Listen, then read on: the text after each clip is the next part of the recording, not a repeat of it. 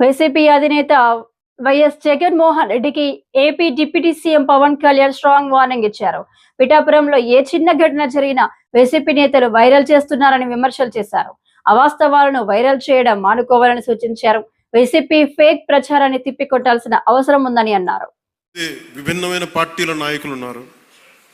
ఈ గత 5 సంవత్సరాల కాలంలో ఎన్ని కోట్లు ఖర్చు పెట్టారో ఒకసారి అడగమని చెప్పండి. నువ్వు పేరంటాలకి రాలేదు, పబ్బాలకి రాలేదంటే ఒక దేశం కోసం శ్రమించే వ్యక్తిని, ఇంత మందిని ఏకం చేసే వహించే వ్యక్తిని నాకు మీరు ఇవ్వాల్సింది, మేము ఉన్నాం కాచుకుంటాను, మిగతా వెళ్ళి పని చేయని చెప్తే కదా నాకు ఆనందం. అలా కాకుండా వచ్చి నేను వ్యవస్థని బలోపేతం చేయడానికి వచ్చాను. అంటే నా అవసరం లేని నిజమైన నాయకత్వం ఏంటి? నాయకుడు అవసరం లేకుండా పనులు జరిగిపోవాలి సింగపూర్ లాగా. అది కదా అభివృద్ధి అంటే. ఏ పని కావాలన్నా ఎమ్మెల్యే గారి ఇంటికి వెళ్తే కానీ పనులు అవ్వండి. అట్లా అంటే అది అభివృద్ధి కానట్టే కదా లెక్క. అంటే గత ప్రభుత్వంలో మీరు ఎంత ఖర్చు పెట్టారో ఒకసారి చూడండి. నేను గత ఏడాది 308 కోట్లతోటి పిఠాపురం అభివృద్ధికి మనం ఖర్చు పెట్టాం. మీరు చూడండి. అలాగే ఇప్పుడు 200, అది దాదాపు 60-70% పనులు అవుతున్నాయి, అయిపోయినాయి. ఇంకా 30% మిగిలినాయి. ప్రాబబ్లీ టార్గెట్ ఇచ్చింది మార్చికి అయిపోవాలి. ఇప్పుడు మనం 211 కోట్లతోటి అదనపు అభివృద్ధి కోసం మనం ముందుకు తీసుకెళ్తాం. అంటే ఇది 26 కోట్లతోటి ప్రారంభమైనవి, మన పని పూర్తయినవి, ప్రారంభోత్సవాలు చేశాం. మీరు అడగాల్సింది గత ప్రభుత్వ నాయకులను వచ్చి, వాళ్ళు వారి పాలనలో ఏం చేశారని అడగండి. వాళ్ళు తిమ్మేశారు అని చెప్పి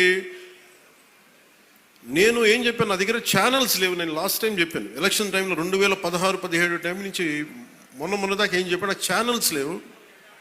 మీరే నా గళం, నా జన సైనికులకి, మా వీర మహిళలకి చెప్పాను. మీరే నా బలం. నాయకులకు ఒకసారి ఇష్టపడి రావచ్చు, ఒకసారి ఇష్టపడి వెళ్ళిపోవచ్చు, కానీ నా గుండెల్లో ఉన్నది మీరు నిరంతరంగా నాది ఉంటారు, నాకు తెలుసు. నాకు ఇది మీరు బయట నుంచి వచ్చి దేనికి పడినా సరే, ఒక స్కూల్లో 2 చిన్నపిల్లలు కొట్టుకున్నా దాన్ని మీరు గొడవ చేసేద్దాం అనుకుంటే నేను ఏం చెప్పను దానికి? మీరు అక్కడ పులివెందులు అక్కడ వాళ్ళ సొంత బాబాయ్ గారిని చంపినా కానీ అది న్యూస్ కాదు. ఇక్కడ ఇద్దరు బిడ్డలు ఉట్టినే కొట్టుకుంటాం. స్కూల్లో కొట్టుకోరా? నాయకులే కొట్టుకుంటున్నప్పుడు స్కూల్లో చిన్నపిల్లలు ఎందుకు మాట గారు? పెద్ద స్థాయి ఆలోచన పరిధుల నాయకులే మాట అనుకున్నప్పుడు చిన్నపిల్లలు ఏదో అనుకుంటారు, దాని కులాలు పట్టుకొచ్చేస్తాం. మరి ఇదే మీరు అడగాల్సిన ప్రశ్న. మన జనసేన నాయకులు కూడా చెప్తున్నారు, కూటమి నాయకులు కూడా చెప్తున్నారు, పనిచేసే నాయకులు మీరు వెన్నంటి ఉండకపోతే, ఎలక్షన్లు అయిపోయింది, మా పని అయిపోయింది అంటే, నేను నిజంగా అలా అనుకుని ఉంటే ఈ రోజున మీకు ఉప్పాడ ప్రొటెక్షన్ వాళ్ళు ముందుకు వెళ్ళదు చెప్తాను. మీరు ఇన్ని సంవత్సరాలు ఉన్నారు, ఎవరు తీసుకెళ్ళారు చెప్పండి? ఈజీగా మాట్లాడి సరిపోదు. అక్కడ నువ్వు కన్విన్స్ చేయాలి. ఎందుకని 100 ప్రాజెక్టులు ఉంటాయి స్టేట్ గవర్నమెంట్, ప్రయారిటీస్ ఎందుకు చేయాలి? ఇలాంటి 1053 కిలోమీటర్లు ఆంధ్రప్రదేశ్ మొత్తం ఉంటే, అలాంటిది మొత్తం గుజరాత్ నుంచి అన్ని తీర ప్రాంతాలు, బెంగాల్ అన్ని తీర ప్రాంతాలు, తమిళనాడు, కేరళ ఉంటే ఇలాంటి సముద్రపు కోత గురవుతూనే ఉంటాయి. కానీ మీకే ఎందుకు ఇవ్వాలి అని సెంట్రల్ గవర్నమెంట్ అడుగుద్ది.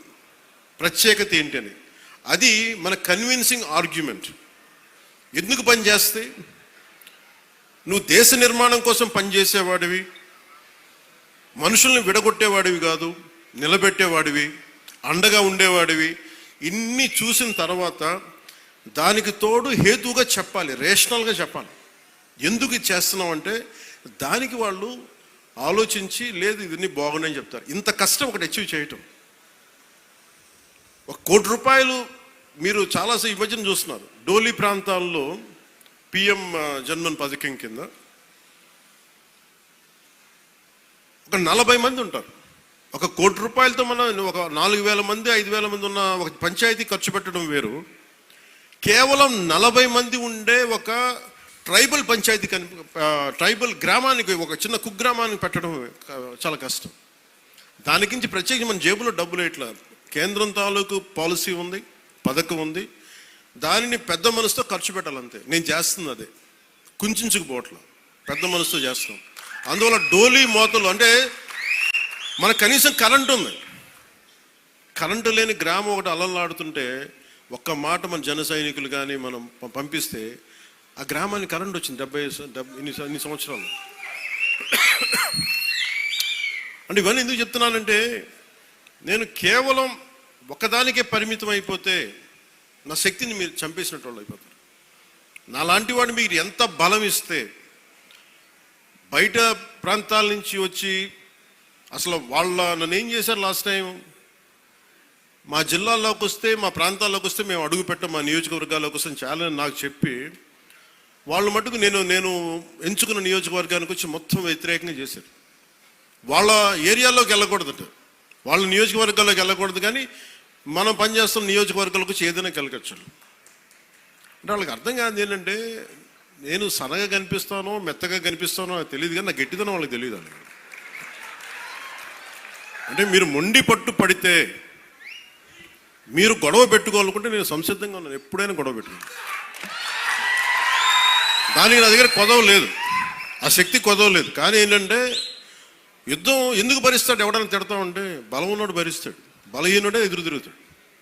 నేను ఎప్పుడన్నా సరే నా వ్యక్తిగతంగా నేను ఎప్పుడు గొడవ పెట్టుకోను. వ్యవస్థ కోసం ఇబ్బందులు అయినప్పుడు నాకేంటి, గత ప్రభుత్వం అద్భుతంగా పనిచేస్తే నాకు ఎందుకు అవసరం ఏముంది, అసలు పాలిటిక్స్ రావాల్సిన అవసరమే లేదు. ఉదాహరణకి నల్గొండ లాంటి ప్రాంతంలో ఫ్లోరోసిస్తో బాధపడతా ఉంటే కృష్ణానది నీళ్ళు హైదరాబాద్ దాకా వెళ్తున్నాయి, కానీ ఆ దారి ఎంబడి వస్తున్న నల్గొండలో నీళ్ళు చాలా సంవత్సరాలు లేవు. ఈ